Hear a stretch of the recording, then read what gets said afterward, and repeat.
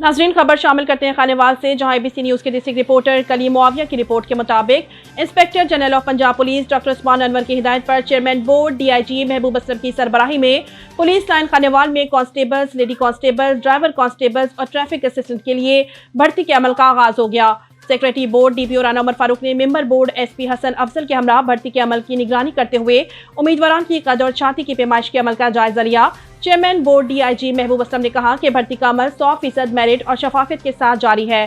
काबिलियत और मयार पर पूरा करने वाले जवानों को पुलिस फोर्स का हिस्सा बनाया जाएगा, लिहाजा उम्मीदवार दरमियानी रास्ता तलाश करने के बजाय मेहनत और ईमानदारी को अपना वतीरा बनाए। Secretary board DPO Rana Umar Farooq ने कहा, सिक्योरिटी के बाद 5328 उम्मीदवार भर्ती के लिए अहल करार पाए, जिनकी पहले मरहले में फिजिकल टेस्ट के दौरान जिस्मानी पैमाइश की जा रही है। कामयाब होने वाले उम्मीदवार से अगले मरहले में दौड़ का इम्तिहान लिया जाएगा।